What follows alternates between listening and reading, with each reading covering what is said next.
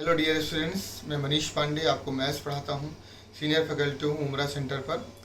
आप जानते हैं जैसा कि लास्ट लेक्चर में मैंने आपको प्रॉपर्टीज़ ऑफ पीरियोडिक फंक्शन बताई है।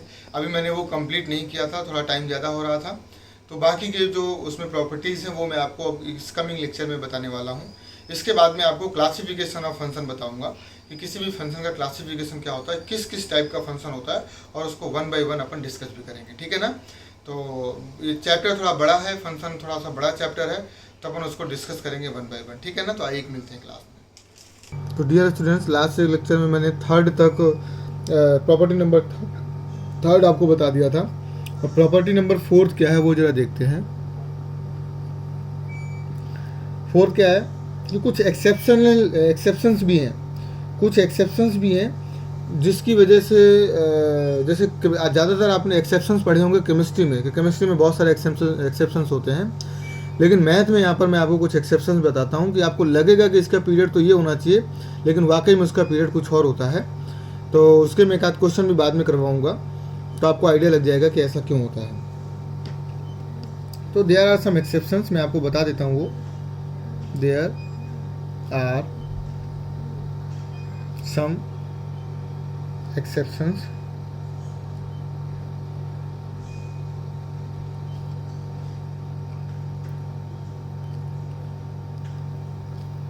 अभी आपको मैंने इससे पहले वाले उसमें प्रॉपर्टी में बताया था कि मान लीजिए जैसे इस तरीके का कुछ लिखा हुआ है, fx इस तरीके से लिखा हुआ है, sin x और cos x लिखा हुआ है।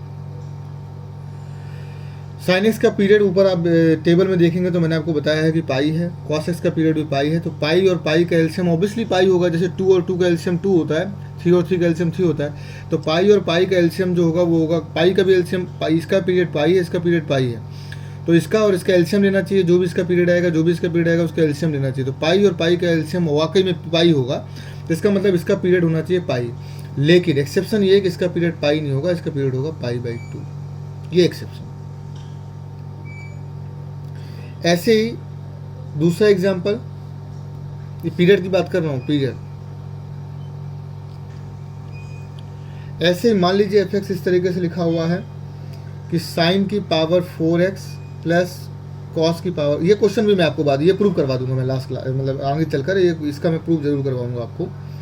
साइन की पावर 4x प्लस कॉस की पावर 4x, मैंने बोला था साइन की पावर यदि इवन हो, साइन की पावर यदि इवन हो तो उसका पीरियड होगा पाई, किसका पीरियड होना चाहिए पाई। कॉस की पावर भी यदि इवन है तो उसका पीरियड होना चाहिए पाई। मैंने आपको ऊपर टेबल में लिखा है कि साइन की साइन है, कॉस है, सेक है, कॉसेक है, टैन और कॉट को छोड़कर चारों का जो पीरियड यदि पावर इवन है तो पाई पाई होगा इनका पीरियड, यदि पावर ऑड है तो इनका 2 पाई पीरियड होगा। तो इसका पाई है, इसका पाई, ओवरऑल इसका पाई होना चाहिए, क्योंकि पाई और पाई का एलसीएम होगा पाई।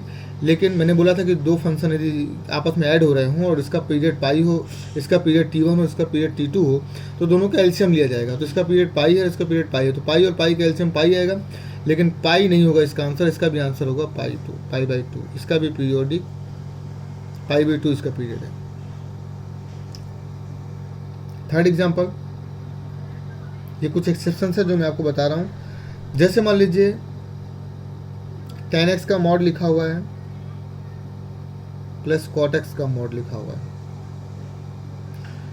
मैंने आपको बताया था कि मॉड चाहे किसी का भी हो, चाहे साइन का हो, चाहे कॉस का हो, चाहे tan का हो, चाहे कॉट का हो, चाहे सेक का हो, चाहे कॉसेक का हो, mod of any trigonometrical function is always it has always pi period. तो इसका पीरियड भी पाई है, इसका पीरियड भी पाई है, तो पाई और पाई का एलसीएम फिर से पाई होना चाहिए, लेकिन again it is pi by 2। इसका पाई बाई 2 पीरियड हो गया। ये मैं आपको बता रहा हूँ। ये कुछ छोटे छोटे एक्सेप्शंस हैं जो आपको दिमाग में रखने हैं, जो मैंने आपको बताया, और मैं ये बताना ज़रूरी समझ रहा था, इसलिए मैंने आपको ये बता दिया। अब जो नेक्स्ट प्रॉपर्टी है, नेक्स्ट 5 नंबर की प्रॉपर्टी है, इट इज़ थोड़ी सी कॉम्प्लिकेटेड है। मैं पहले लिखा देता हूँ क्योंकि मेरे पास लिखी हुई है प्रॉपर्टी, और आपको फिर उसके बाद समझाता हूँ। इसको कोशिश करता हूँ समझाने की, हो सकता है मैं समझा पाऊँ, तो देखते हैं आप समझ पाएंगे या नहीं समझ पाएंगे। If F x is periodic function with period T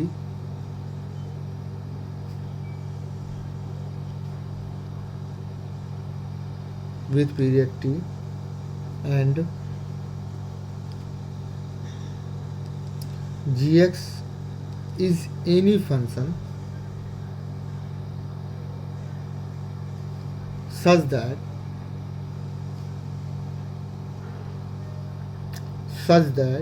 range of f, ये आपको थोड़ा सा समझना पड़ेगा। रेंज मैंने आपको समझाया था थोड़ा सा। रेंज ऑफ f मतलब रेंज ऑफ फंक्शन एफ जो भी है, is proper subset of domain of जी।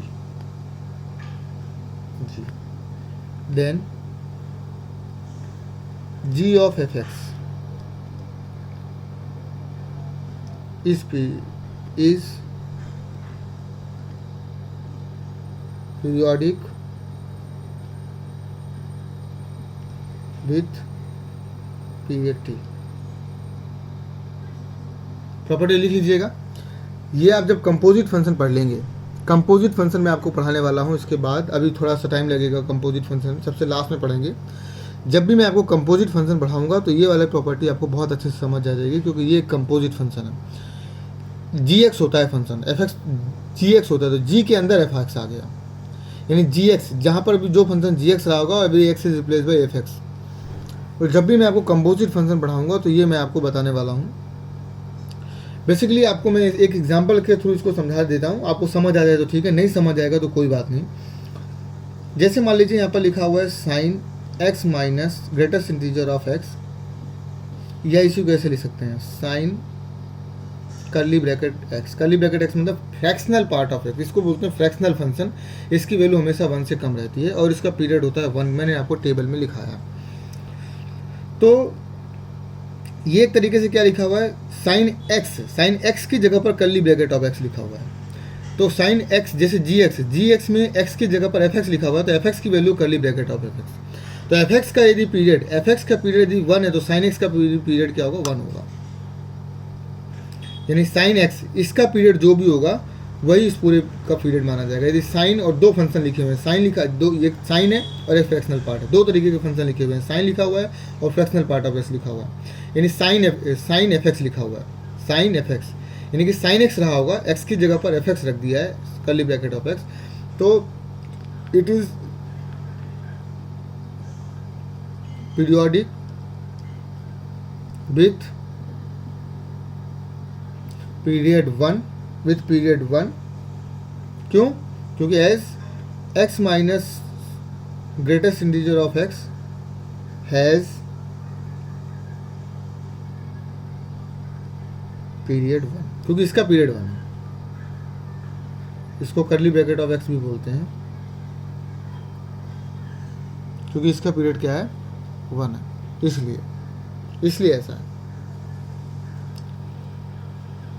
तो ये हो गया।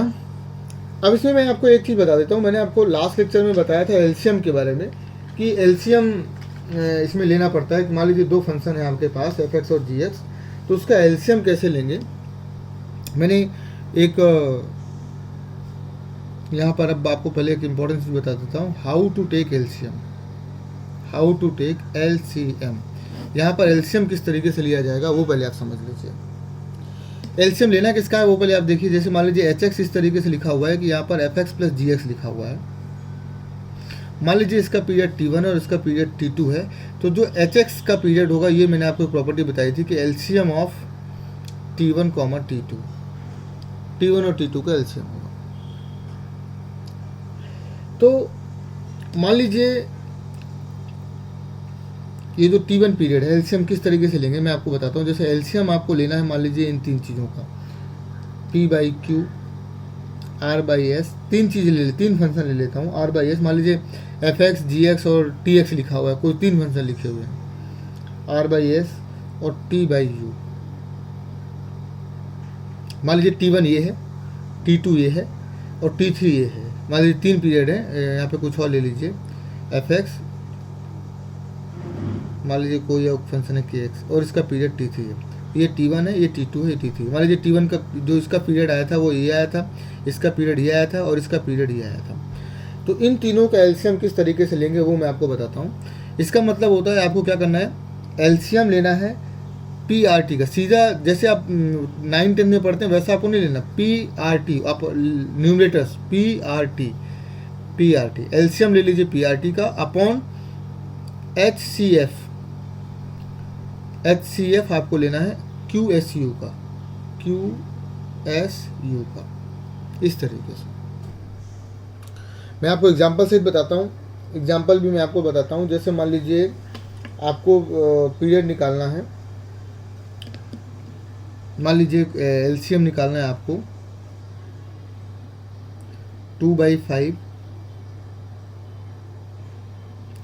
3/10, 7/2।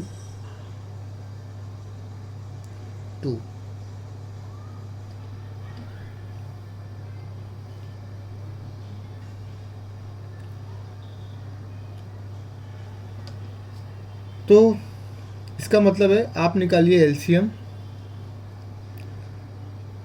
2, 3 और 7 का, और HCF निकालिए 5, 10 और 2 का। 237 का एलसीएम हो जाएगा 7 × 21 दूनी 42, 42। और इसमें हाईएस्ट कॉमन फैक्टर, इसमें हाईएस्ट कॉमन फैक्टर क्या, कुछ भी नहीं। 2 सब में कॉमन है क्या, नहीं। 5 सब में कॉमन है क्या, नहीं। 10 सब में कॉमन है क्या, नहीं। ना 2 सब में कॉमन है, ना 5 सब में कॉमन है, ना 10 सब में कॉमन है, ना कोई और कॉमन है। तो हाईएस्ट कॉमन फैक्टर है इसका 1 सब में कॉमन। 1 तो सब में होता है ना, 5 × 1, 10 × 1, 2 × 1। तो इसका जो एलसीएम हो गया वो हो गया 42। इस तरीके से एलसीएम निकालना है, ऊपर का एलसीएम और नीचे का एचसीएफ। लेकिन यहाँ पर जब आप क्वेश्चन सॉल्व करेंगे तो आपको पता है कि ट्रिग्नोमेट्रिकल फंक्शंस होंगे। ट्रिग्नोमेट्रिकल फंक्शंस के जो पीरियड्स होते हैं वो 2 पाई होता है, पाई के फॉर्म में होते हैं। 2 पाई, 3 पाई, π/2, π/5, इस तरीके से पीरियड निकलते हैं। यानी पाई तो कैसा है, इरेशनल नंबर है। तो कभी इरेशनल आ गया, यहाँ पर रेशनल आ गया। मान लीजिए यहाँ पे साइन एक्स लिखा हुआ है और यहाँ पर कुछ और कर्ली ब्रैकेट ऑफ एक्स लिखा हुआ है। तो कर्ली ब्रैकेट एक्स का पीरियड कितना हो गया 1 और 5x का पीरियड हो गया 2 पाई। तो 2 पाई और 1 का एलसीएम कैसे लेंगे, मतलब रैशनल और इरेशनल का एलसीएम कैसे लेंगे। रैशनल और रैशनल लिखे हुए हैं तो इनका एलसीएम कैसे लेंगे। इरेशनल और इरेशनल लिखा हुआ है तो उसका एलसीएम कैसे लेंगे। उसके कुछ रूल्स हैं, वो मैं रूल्स आपको बताता हूँ। रूल्स आप लिख लीजिए। रूल्स हैं, पहला रूल ये है कि यदि ये ध्यान रखिए, यदि rational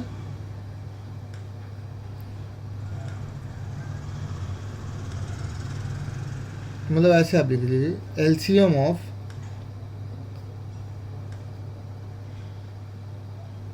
rational with rational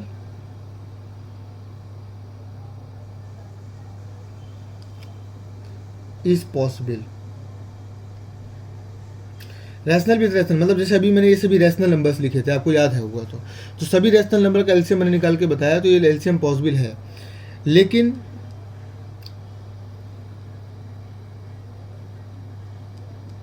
LCM of rational with irrational is not possible, is not possible। जैसे मान लीजिए एग्जाम्पल के तौर पर मैंने आपको बताया 2 पाई लिखा हुआ है T1 और T2 लिखा हुआ है 2 और T3 लिखा हुआ है 6 पाई। तो 2 पाई ऑब्वियसली इरेशनल नंबर है, 2 रैशनल नंबर है, 6 पाई इरेशनल नंबर है, तो इसका पीरियड नॉट पॉसिबल।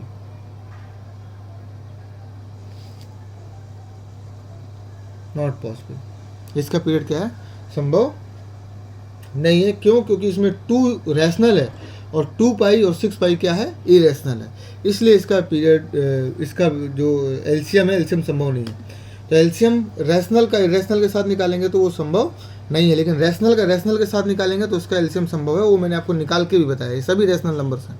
तो रैशनल नंबर का मैंने एलसीएम आपको निकाल के बताया। थर्ड है मान लीजिए इरेशनल का इरेशनल के साथ आ गया तो LCM of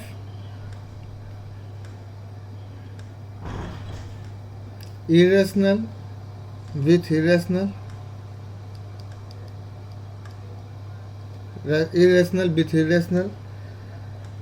is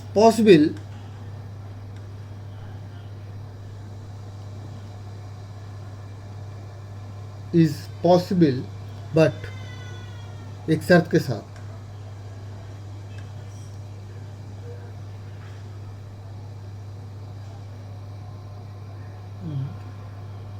but LCM of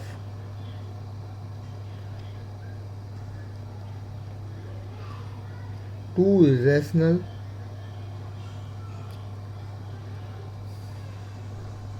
number of different kind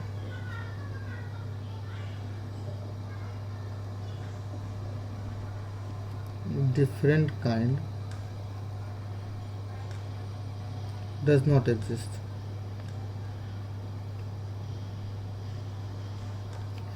मैं आपको बताता हूँ इसका क्या मतलब है।